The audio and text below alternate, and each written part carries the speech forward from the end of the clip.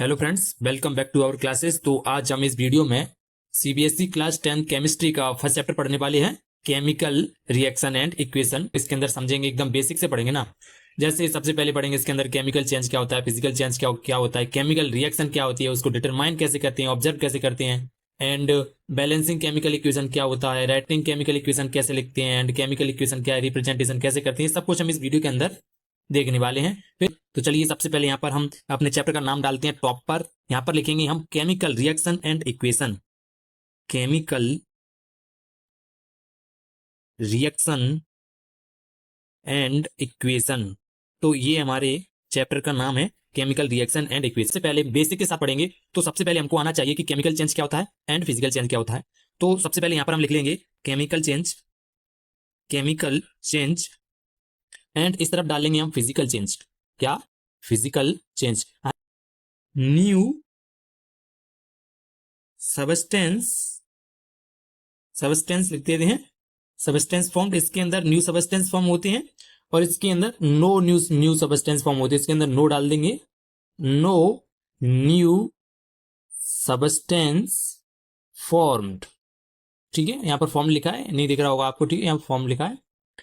And तो यहां पर हम लिख सकते हैं change in chemical properties, in chemical properties, in chemical properties, in physical properties, physical properties of substance such as, ऐसे लिख सकते हैं हम, सच एज, जैसे शेप, साइज, कलर, और कलर के साथ और डेंसिटी। ठीक है, तो ये हमने कुछ पॉइंट देख लिए हमने केमिकल चेंज और फिजिकल चेंज के। अब चलिए इसके अंदर हम एग्जांपल देख लेते हैं। सबसे पहले केमिकल चेंज का मैंने शुरुआत में दिया था, रस्टिंग ऑफ आयरन। ठीक, एक ये पहला हो गया। और दूसरा हो जाएगा जो होता है कर्डिंग ऑफ मिल्क, मतलब दूध से दही बनना, कर्डिंग ऑफ मिल्क, दूध से दही बनना। और बर्निंग ऑफ कैंडल, ज्यादातर स्टूडेंट इसको फिजिकल प्रॉपर्टीज में डाल देते हैं, लेकिन ये केमिकल प्रॉपर्टीज है, बर्निंग ऑफ कैंडल का एग्जांपल। ठीक है, और अब इसके अंदर हम एग्जांपल देख लेते हैं। सबसे पहले यहां पर बॉइलिंग ऑफ वाटर,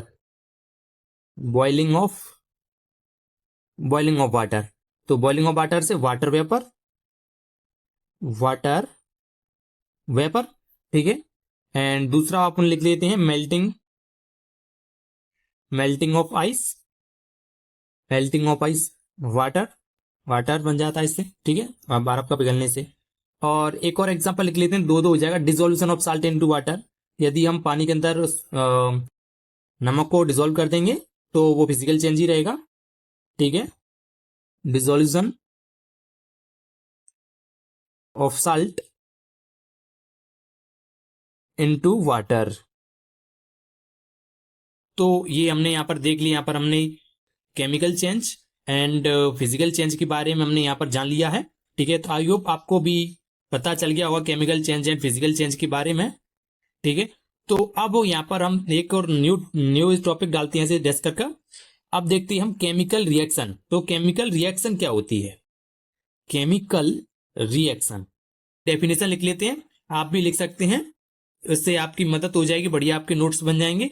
तो वन और मोर सबस्टेंस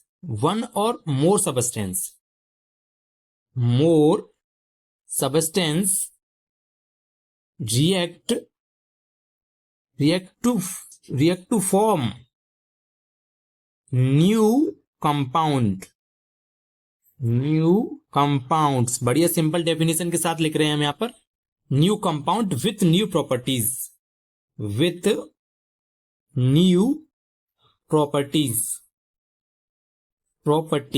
तो क्या ये डेफिनेशन लिखी हमने, one or more substance react to form new compound, एक और उससे ज्यादा सबस्टेंस रिएक्ट होकर एक कंपाउंड बनाते हैं नया और नई प्रॉपर्टीज बनाती है, तो उसी को हम केमिकल रिएक्शन बोलते हैं। ठीक है, तो इसका एक एग्जाम्पल लिख लेते हैं इसका भी।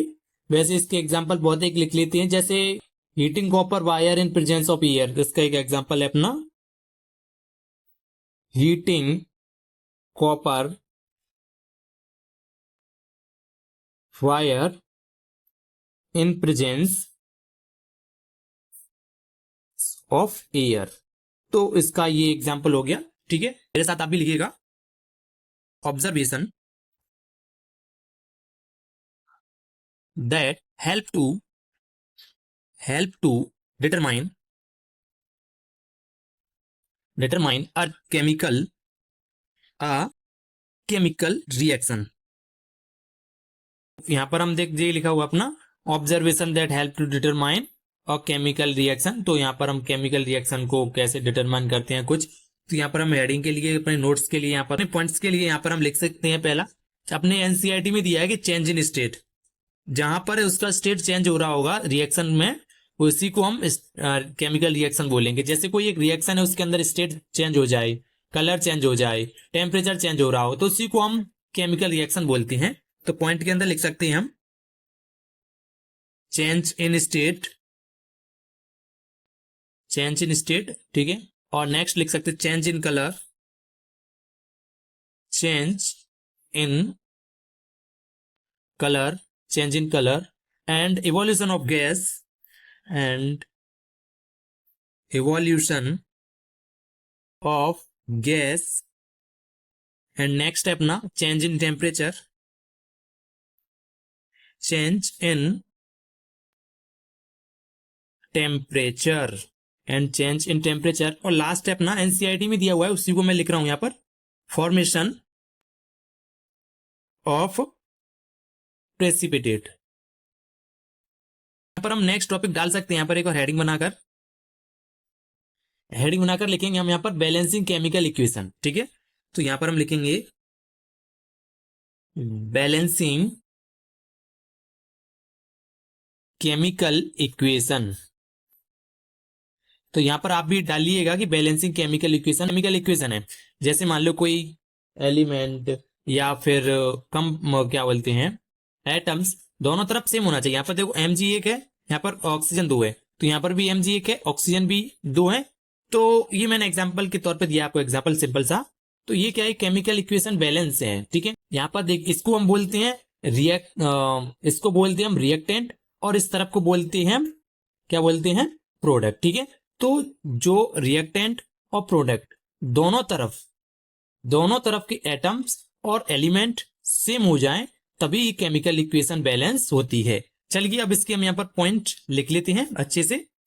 तो पॉइंट के अंदर सबसे पहले हम लिखेंगे जैसे नंबर ऑफ एलिमेंट और एटम शुड दोनों तरफ इक्वल हो। तो यहाँ पर डेफिनेशन के तौर पर लिखिएगा number of atoms of each element should be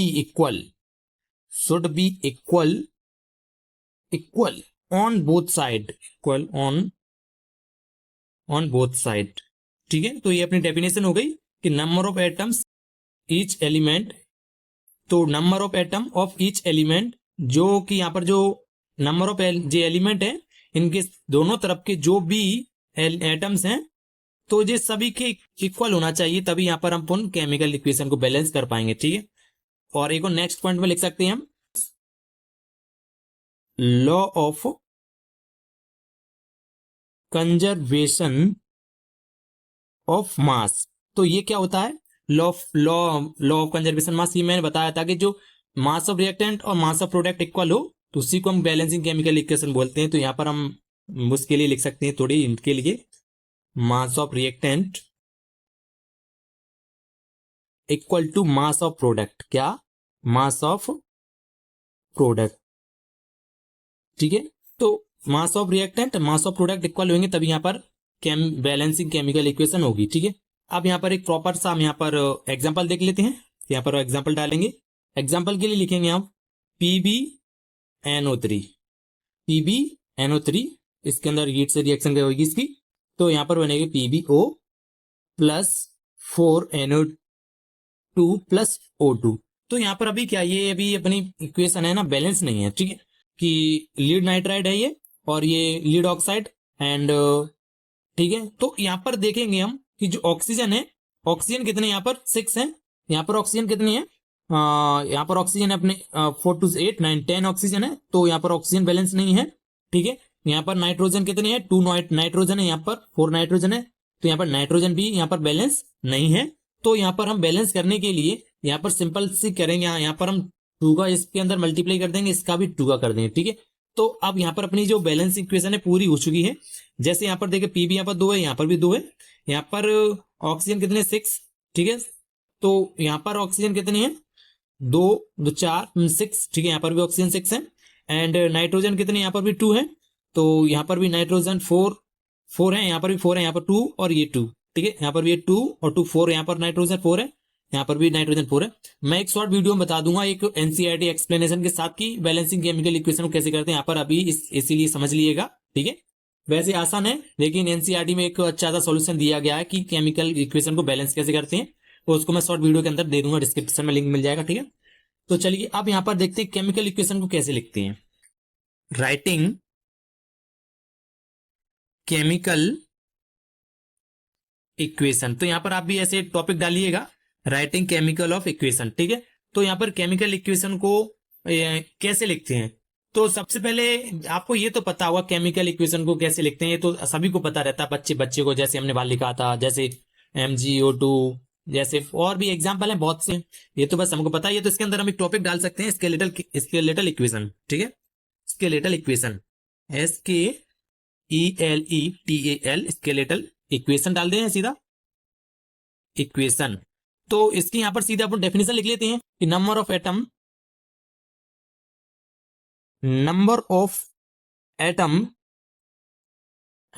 of each element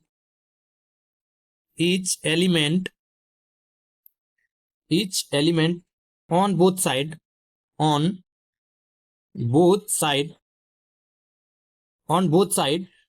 are not equal, both sides are not equal, तो इसी को हम बोलते हैं स्केलेटल इक्वेशन। और क्या होता है कि दोनों तरफ बैलेंस इक्वेशन हो, तो यहाँ पर इसको भी लिख लेते हैं, थोड़ा कंफ्यूजन दूर हो जाएगा। यहाँ पर हम डाल सकते हैं बैलेंस्ड केमिकल इक्वेशन। तो बैलेंस केमिकल इक्वेशन क्या होता है, number of atoms of each elements on both sides